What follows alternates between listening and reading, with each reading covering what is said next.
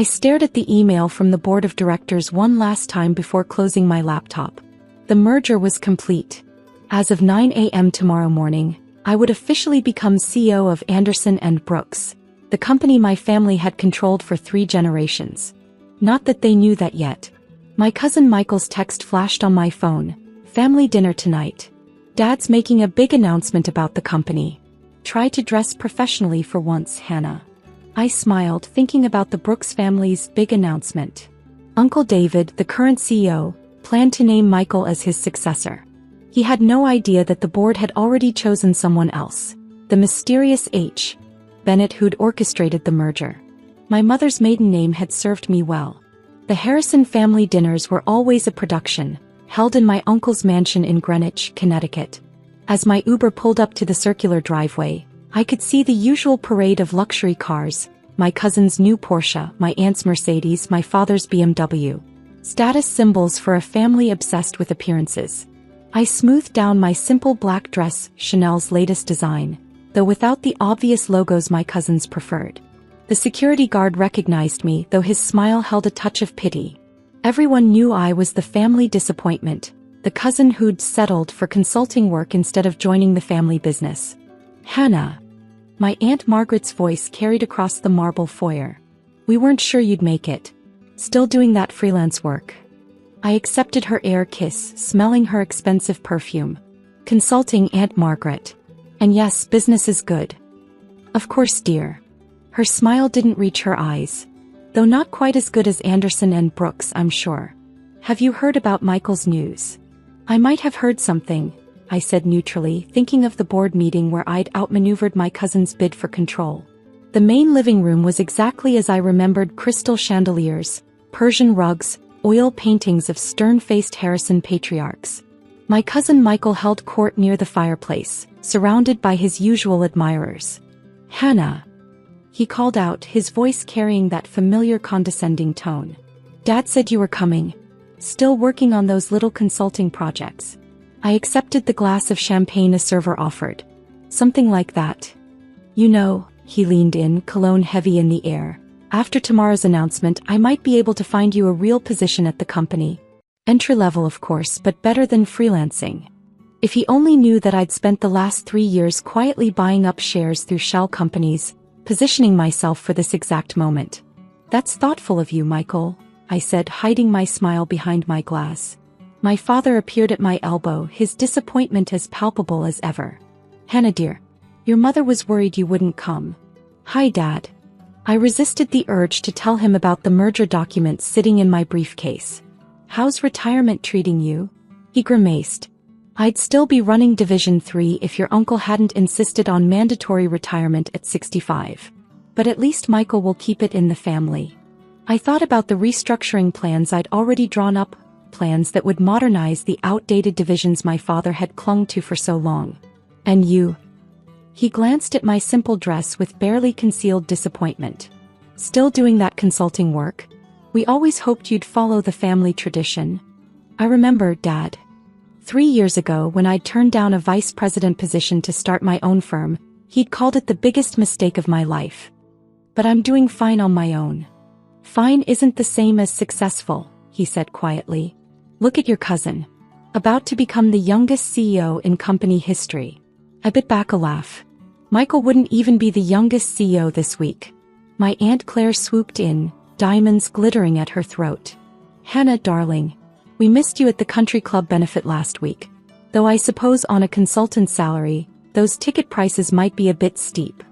I was in London, I said truthfully, omitting that I'd been finalizing the merger with our biggest competitors. Business meetings. Oh, with that little firm of yours. She patted my arm condescendingly. Well, I'm sure things will pick up eventually. Before I could respond, Uncle David called everyone to attention. He stood at the center of the room, commanding as ever in his bespoke suit, crystal tumbler in hand. Family, he boomed. As you know, tomorrow marks a new chapter for Anderson & Brooks.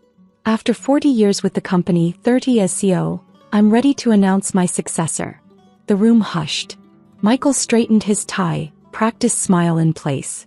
But first, Uncle David continued, I want to address some rumors you might have heard. Yes, we are merging with Bennett Global. The board approved it this morning. Murmurs rippled through the room. My cousin Elizabeth, always the gossip, spoke up. But Uncle David, what about family control? Our legacy? The merger was necessary, he admitted, the words clearly paining him. Market changes, digital transformation, we needed to adapt. But don't worry. Michael's position is secure.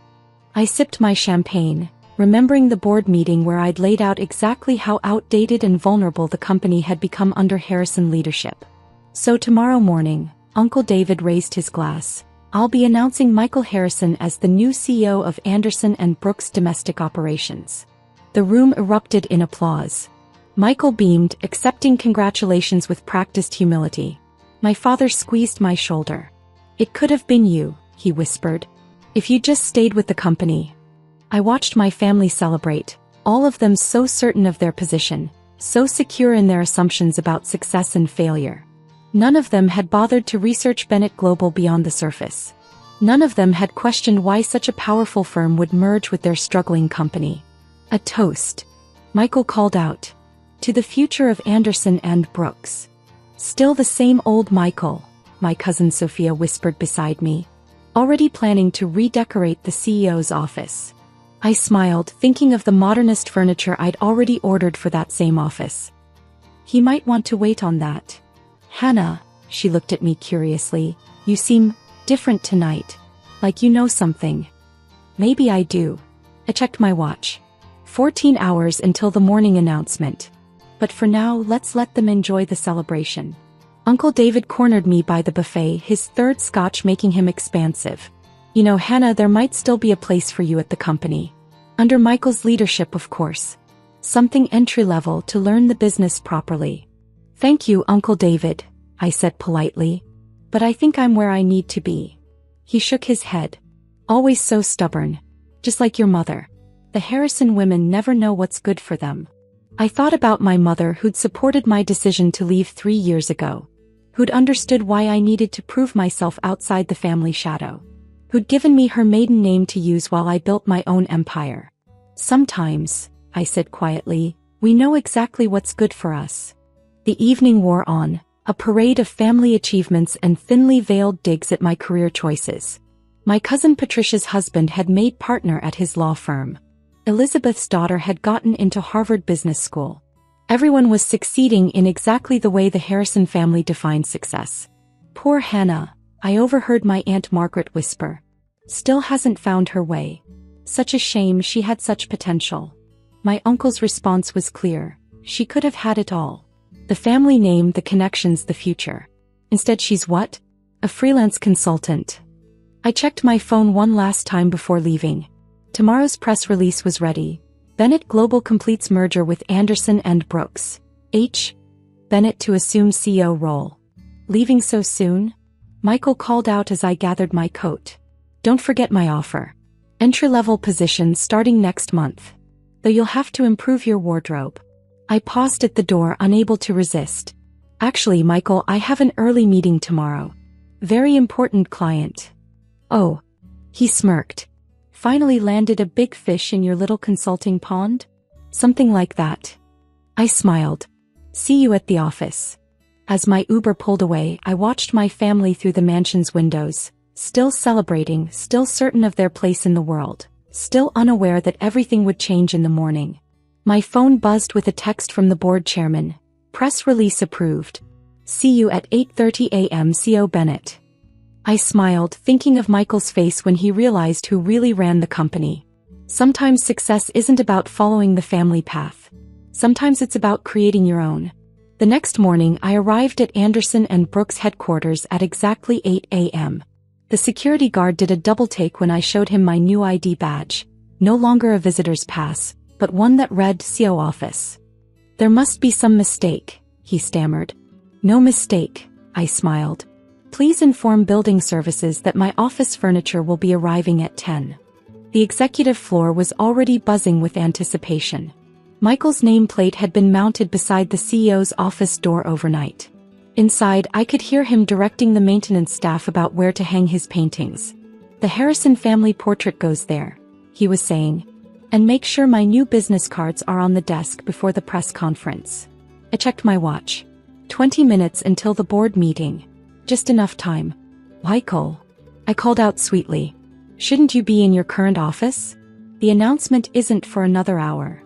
He turned, his smile condescending as ever. Hannah, come to watch the big moment.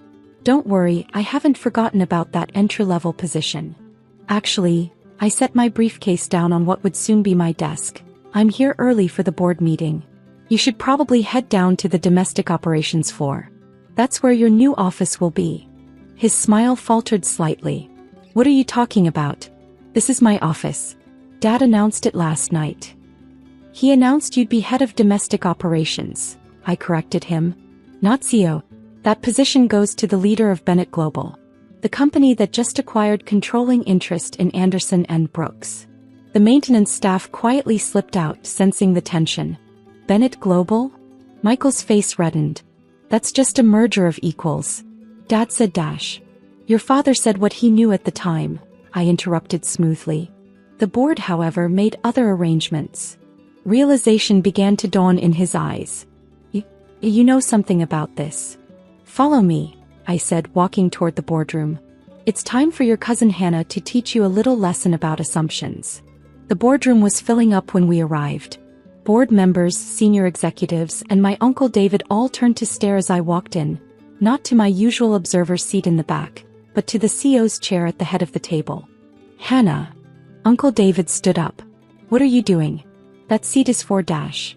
The CEO of Bennett Global. I finished for him. Also known as H. Bennett. Also known as Hannah Bennett Harrison. The silence was absolute. Michael gripped the back of his chair, knuckles white. My uncle's face went from red to pale in seconds. That's impossible, he whispered. You're just a consultant. Actually, Board Chairman Edwards spoke up.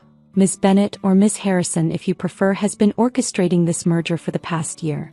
Her firm's acquisition of controlling shares, the digital transformation strategy, the international expansion plan, it's all been quite brilliant. I opened my laptop, displaying the morning's press release on the screen. Shall we begin? We have a lot to cover before the public announcement at 10. You can't do this, Michael burst out. Dad promised me dash.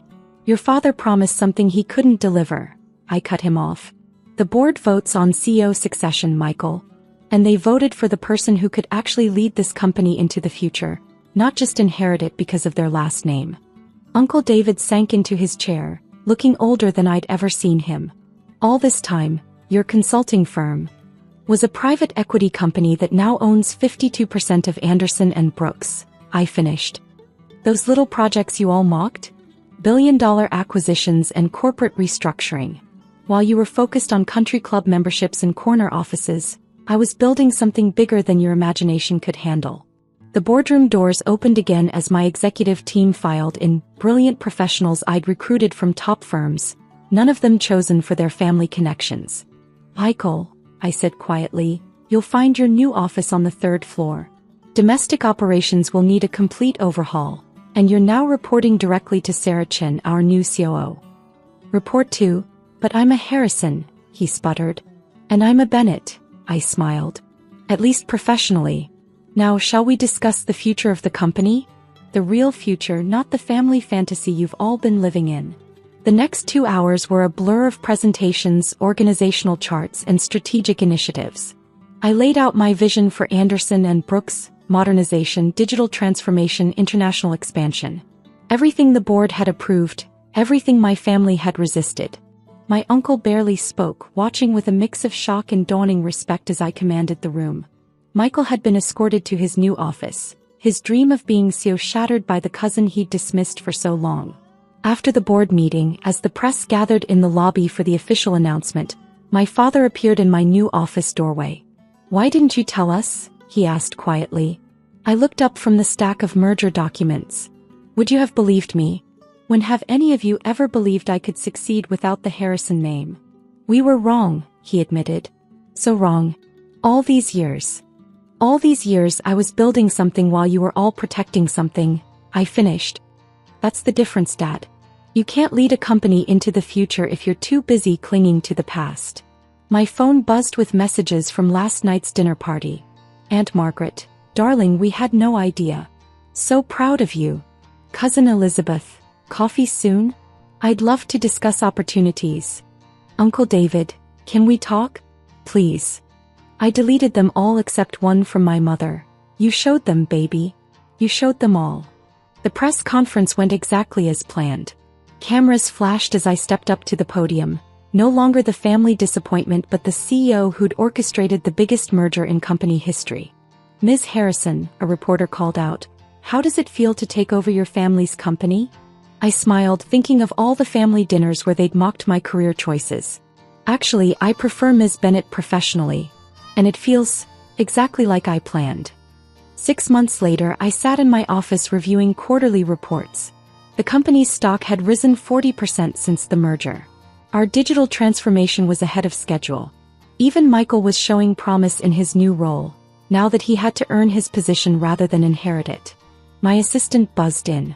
Ms. Bennett, your family is here for the quarterly review. I smiled, straightening my CEO nameplate. Send them in. And Sarah, make sure everyone has a copy of the new organizational chart. The one where Michael reports to 3 levels of management before reaching you? That's the one. As I watched my family file into the conference room, Uncle David no longer strutting, Michael in a regular suit instead of designer labels, my aunts without their society jewelry, I thought about success and failure, about family legacies and personal achievement. They had mocked my job, dismissed my ambitions, and underestimated my potential. Now they sat in my boardroom, waiting for my approval of their quarterly performance reviews. Sometimes success isn't about proving others wrong. Sometimes it's about proving yourself right so spectacularly that they have no choice but to admit how wrong they were. And as I began the meeting, clicking to the first slide showing another record quarter under my leadership, I couldn't help but think that sometimes the best revenge isn't just becoming the boss. It's becoming the boss they never believed you could be.